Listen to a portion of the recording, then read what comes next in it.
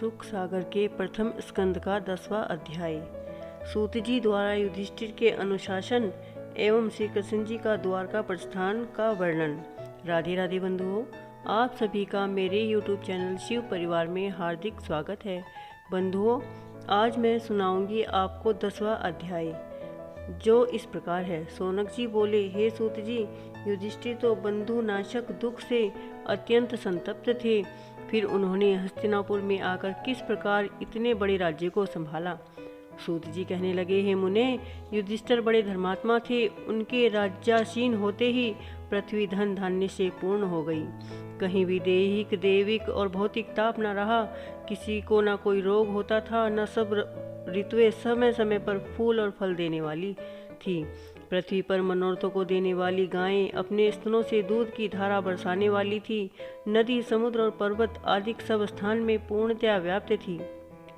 द्वारकावासी श्री कृष्ण जी की बारंबार हस्तिनापुर में आकर युधिष्ठिर को सत्य परामर्श दे जाया करते थे। जब श्री कृष्ण जी वहां से चलने लगते, तब द्रौपदी, सुभद्रा आदि स्त्रियां अपने नेत्रों से टपकते हुए अश्रुओं को रोक उनको बड़े आदर सत्कार से विदा करती थी। नाना प्रकार के वाग बजने लगते थे। कुरुवंश की सब स्त्रियां लज्जावंश अपनी अटालियों पर चढ़कर खिड़कियों के पीछे छिपी हुई उन पर फूलों की वर्षा किया करती थी। उनके रथ पर मोतियों की झालर लगाती और अर्जुन श्वेत छत्र लेकर श्री कृष्ण जी के पीछे खड़े हो जाते थे। उद्धव और सात्यकी चवर झलते तथा इस प्रकार पुष्पों की वर्षा के मध्य में रथ पर बैठकर चलते हुए श्री कृष्ण जी अत्यंत शोभायमान होते थे। जहाँ जहाँ ब्राह्मण लोग खड़े होकर उन्हें आशीर्वाद देते थे। यद्यपि वे स्वयं ही अद्वितीय पुरुष, पुराण पुरुषोत्तम और सब प्रपंचों से रहित हैं, तथा हस्तिनापुर वासियों ने उनमें जो सद्गुण प्रेम प्रवाहित किया था, वह सर्वदा ही प्रशंसनीय है। जब वे चलने लगते, तब पांडुपुर की कृष्ण भक्ति स्त्रियों के दिन रात श्री कृष्ण जी नाम रूपी रहित भक्ति की उत्कंठा से निर्मल चित्त होने से परम मुक्तदायन और कल्याण के स्थान हैं। वे बुद्धि को शुद्ध करने वाले ईश्वर अपनी लीला से संसार को उत्पन्न, पालन और संहार करने वाले हैं। जब राजाओं में तमोगुण की प्रधानता होती और जब वे अधर्म से केवल अपना ही उदर पोषण करने लगते, तब संसार का अर्थात प्रजा का कष्ट दूर करने के लिए यही कृष्ण जी युग युग में अवतार कर अपने ऐश्वर्य, सत्य, प्रतिज्ञा और दया और यश का प्रचार करते हैं।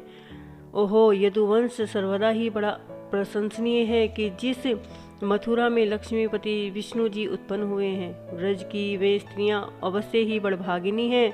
उन्होंने पूर्व जन्म में बड़े शुभ कर्म किए थे, जो आज में इस मंद मुस्कान युक्त श्री कृष्ण जी को नित्य देखती हैं। इन श्री कृष्ण जी के समस्त ब्रज पर मानो मोहिनी सी डाल रखी है। उन्होंने स्वयंवर में शिशुपाल आदि बलवान राजाओं को जीतकर अपने अद्वित पराक्रम से रुक्मणी को हर लाए थे। इसके अतिरिक्त उन्होंने जामवंती तथा नागन जीती आदि तथा हजारों स्त्रियों का भौमासुर वध के समय हरण किया था। वे अब कुसंग से निकलकर परम आनंद का जीवन व्यतीत कर रही हैं।